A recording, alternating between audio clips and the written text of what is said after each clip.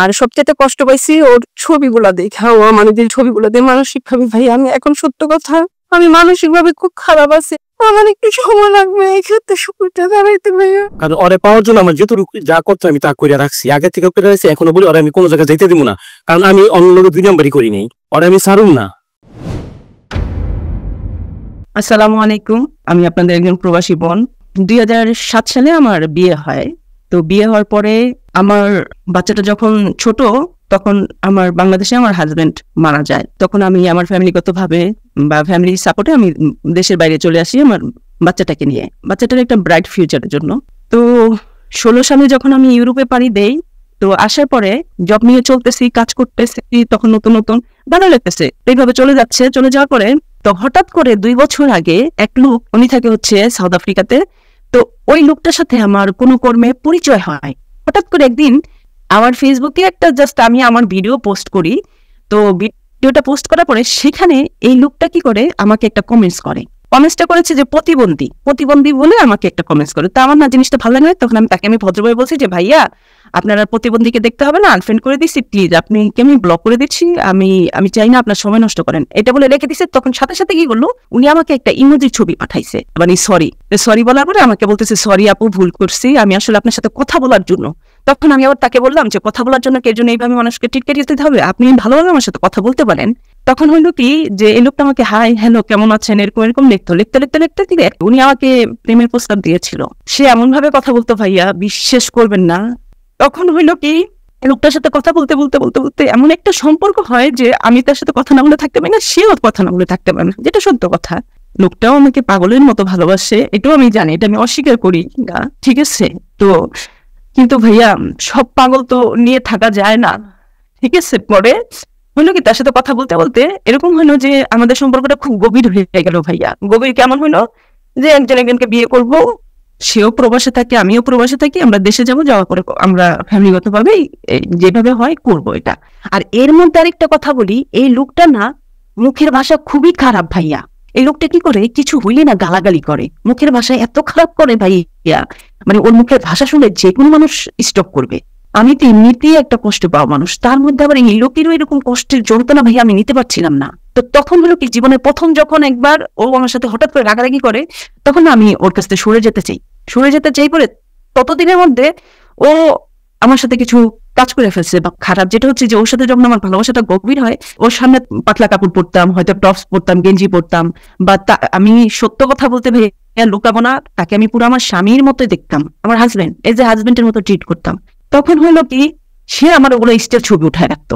এরকম করতে হঠাৎ একদিন ভাইয়া আমার সামনে একটা সত্য চলে আসলো, এমন সত্য আসলো যে লোক বলছে যে বিবাহিত না, তার ফ্যামিলি নাই, তার কেউ নাই, তার সাথে কথা বলতে মানে এই খবরটা পেয়ে গেলাম সে বিবাহিত। তার একটা বড় সত্যি আমার সামনে চলে আসলো, সে বিবাহিত, ইভেন কি তার একটা ছেলে একটা মেয়েও আছে। তো হঠাৎ করে যখন তার ফ্যামিলির কথা আমার সামনে চলে আসলো, তখন কি করলাম, আমি তার কাছ থেকে সরে যেতে চাইলাম। সে আমাকে ওই ছবি দিয়ে ব্ল্যাকমেইল করতো, তুই আমার কাছ থেকে যাইতে পারবি, জীবনেও আল্লাহ ছাড়া কি তোর কেউ নিতে পারবো, তোর সব ধ্বংস করবো, তুই দেশে যাইতে পারবি না, এরকম করে বলা শুরু করতো। আমার ছবি দিয়ে অনেকগুলো ফেসবুক খুলছে, সেই অ্যাকাউন্ট গুলো কি করতেছে আমার খুব কাছের মানুষগুলা, আমার ফ্যামিলি, তাদের কাছে পাঠাচ্ছে।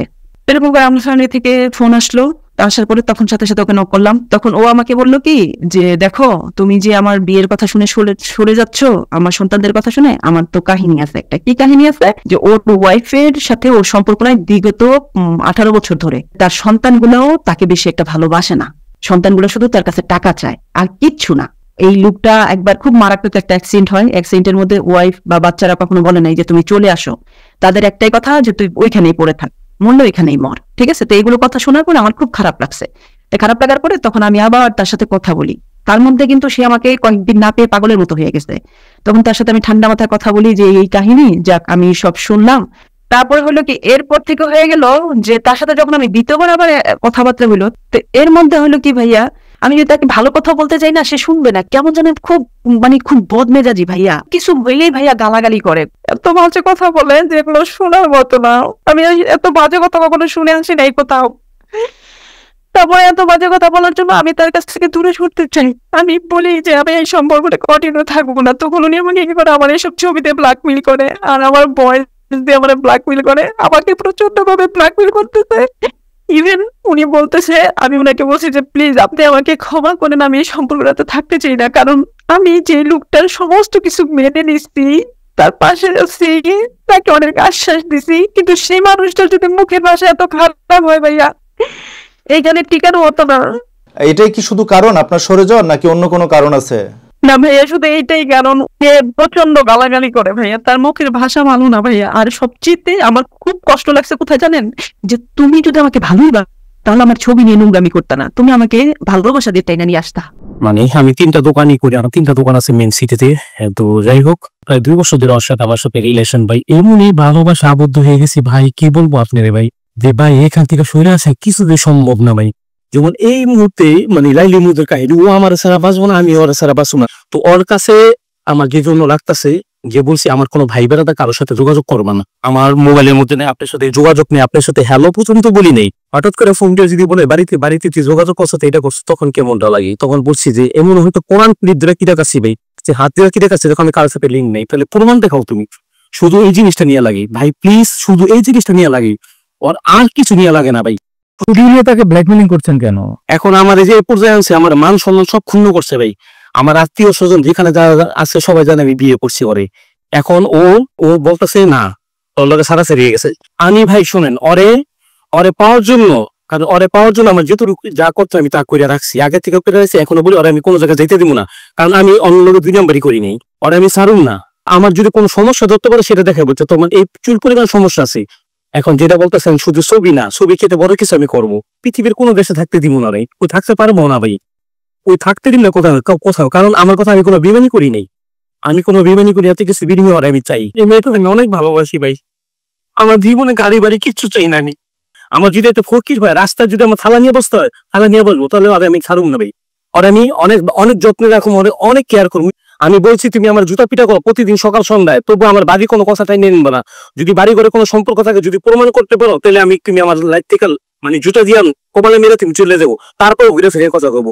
আমি বাড়ির সাথে কথা বলি নাই, নাম্বার নাই, কোনো যোগাযোগ নাই। এখন যদি বলে বাড়িতে কথা বলছো, তখন মেজাজটা কেমন লাগে? উনি বাড়িতে কথা বললে আপনার প্রবলেমটা কোথায়? আমার কোনো প্রবলেম নেই ভাইয়া। এই যে কথাটা বলতেছে না যে ওনার বাড়িতে কথা বললে আমি প্রবলেম করি, কখনোই না ভাইয়া। শুনেন, যখন জানতে পারছি যে তার ফ্যামিলির মানুষই তার ক্ষতি চাইতেছে, খারাপ চাইতেছে, তখন তাকে আমি বলতাম যে দেখো, তুমি যে এত বিশ্বাস করো, তোমার যেহেতু তারা ক্ষতি চাইতেছে, তাদের সাথে যোগাযোগ করো না। আপনারা বর্তমানে কি চাচ্ছেন একটু বলবেন? আমি জীবনে ভাই কিচ্ছু চাই না ভাই, ওর কথা মতো চলুন, ওই যা করে দিতে তা করে দিন। আমি জীবনে বকুম না, খারাপ ভাষা ব্যবহার করুন না, ওরে ব্লক দিতে না করেন ভাই।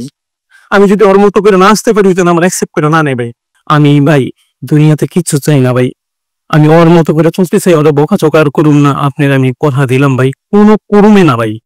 আমি ওরে অনেক সেফটিতে রাখতে চাই, ওর কথা মতো চলতে চাই, কিন্তু ভাই ওরে ছাড়া আমি বাঁচুম না ভাই। আর এই যে আইডি মুইডি যে কথা বলতেছিলাম, আমি বাজে পিক আইডি করছেন ভাই, সবকিছু তুইলা নিছি, ভাই। একটা মানুষ কতটুকু ক্ষিপ্ত হলে এগুলি করতে বাধ্য হয় ভাই, আমি বলি। তো আমি ভাই আমার মরতে হবে ভাই। আল্লাহ যেন সকালবেলা বলছি, এগুলা যেন জীবনে কোনোদিন আমার যে চোখে না, আল্লাহর চোখ দিয়ে যে না দেখায়, আর এগুলো যে না করে, আর যে না করি।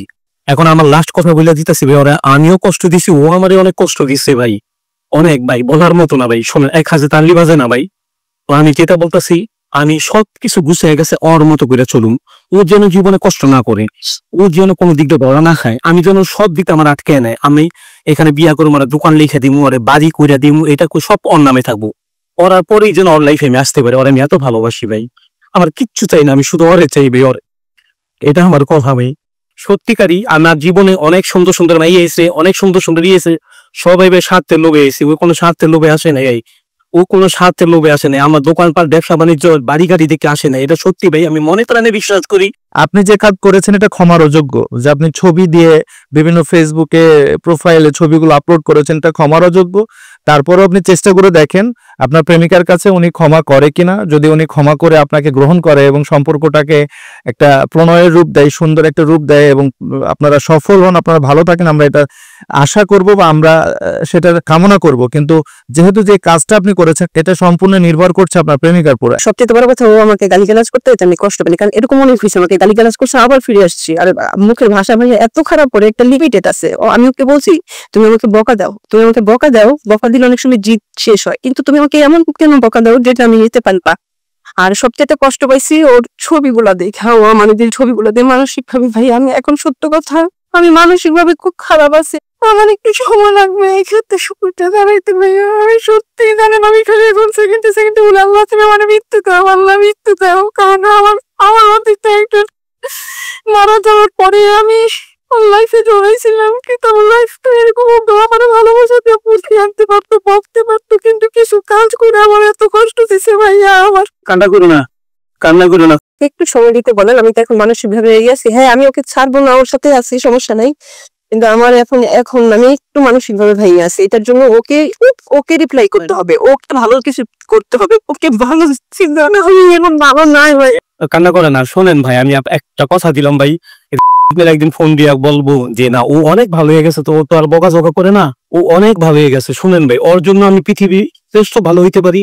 শুনেন আমি বলি, ও যেদিন আপনারা বলবেন ও অনেক ভালো, ও ভালো, ওর মনে যদি আমি জায়গা করে দিতে পারি, এই প্রতি তার জন্য আমি খুব অনুতপ্ত ভাই। আমি মানুষের অমানুষের কাজ করছি ভাই, কিন্তু আমি যেদিন ওর মতো করে চলতে পারবো, ও আমার 100% যেদিন বিশ্বাস করবো, সেদিন যখন আপনার কাছে জানাবো ওই দিন আমি বিয়ে করবো ভাই। তারপর আমি ওর সাথে বাঁচব না ভাই। আচ্ছা, আপনাদের জন্য অনেক শুভকামনা। আপনারা নিজেকে শুধরাবেন, শুধরে সামনের দিকে এগোবেন। আপনারা ভালো থাকবেন।